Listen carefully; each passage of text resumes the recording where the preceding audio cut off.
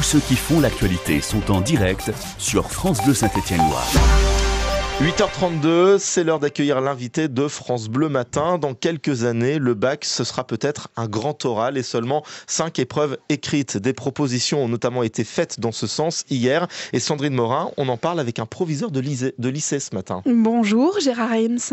Bonjour. Alors, vous êtes secrétaire académique du syndicat des personnels de direction UNSA. Vous êtes proviseur du lycée Les Horizons au lycée de Chazelles-sur-Lyon, principal de Jacques Brel, le collège à côté. Et donc, d'abord, cette réforme, elle est pour quand et quels sont les élèves qui sont concernés dans vos établissements par cette réforme qui est à venir ? Alors, la réforme du baccalauréat et du lycée, puisqu'en fait, il y a deux réformes qui se superposent d'une certaine façon, est prévue pour la session 2021.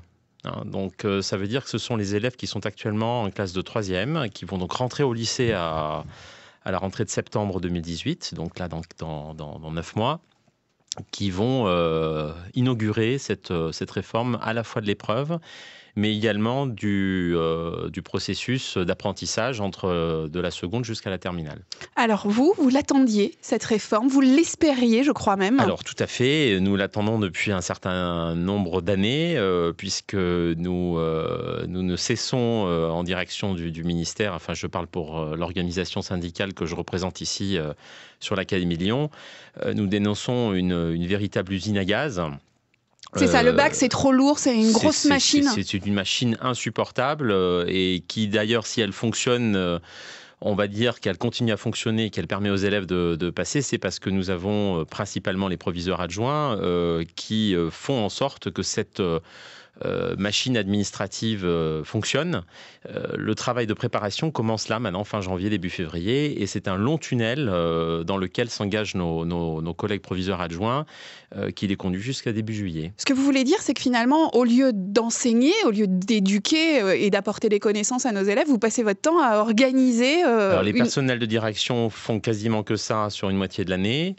Et y compris les professeurs sont effectivement, à partir de fin janvier, début février, concentrés exclusivement sur les considérations, on va dire, administratives, organisationnelles du baccalauréat, tout à fait. Dans les propositions qui ont été faites, il y en a beaucoup. On a parlé notamment, et les élèves qu'on a entendus sur France Bleu Saint-Étienne-Loire ont beaucoup parlé de la fin des filières.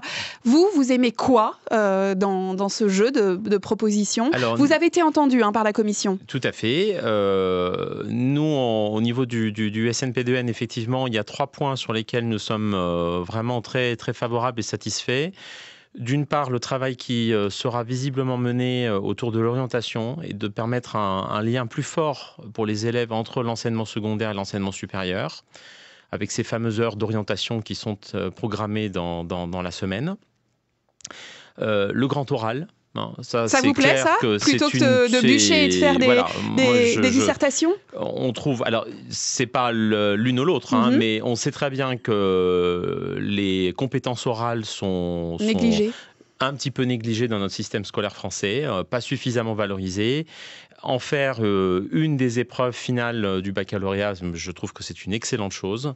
Et donc là-dessus, bien évidemment, on est tout à fait d'accord. Est-ce qu'il y a des choses qui vous déplaisent ? Alors, ce qui pose sans doute problème, c'est pour ça qu'on est prudent, parce que pour l'instant, je rappelle que ça n'est que la remise d'un rapport. Le ministre va prendre des décisions, il va retenir des choses, des propositions, il va en rejeter d'autres.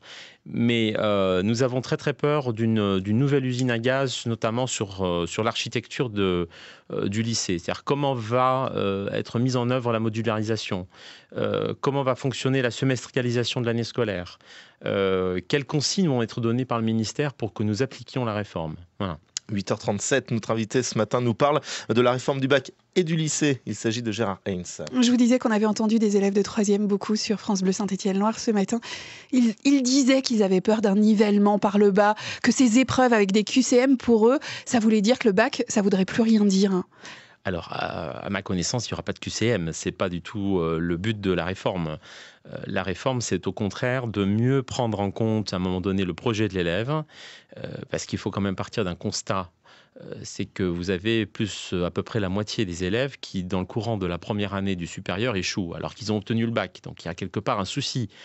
Soit on les prépare mal au supérieur, soit le supérieur connaît mal le secondaire. Donc, au contraire, l'idée, c'est de mieux renforcer le continuum Bac-3, Bac+3, c'est-à-dire de travailler davantage avec le supérieur pour mieux préparer les élèves. Et le contrôle continu dans cet objectif, il a une importance particulière. C'est parce que maintenant, le bac, donc, ça va être comme le brevet aujourd'hui pour que les gens comprennent bien. Grosso modo, les notes que vous aurez eues au cours de l'année vont compter.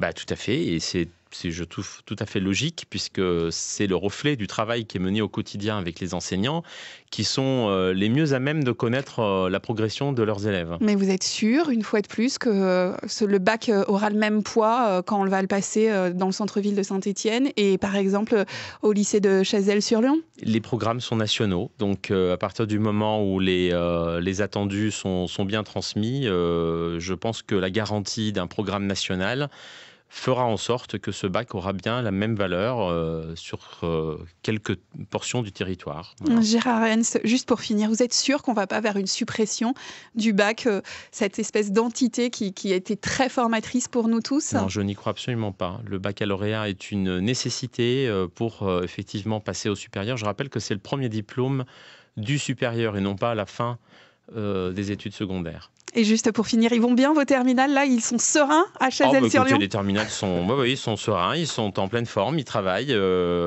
et ils ont la perspective de l'ancien bac. Mais ils travaillent sérieusement. Merci beaucoup Gérard Hens. Je rappelle donc que vous êtes proviseur et principal à Chazelles-sur-Lyon. Merci beaucoup pour votre invitation. France Bleu Saint-Étienne-Loire.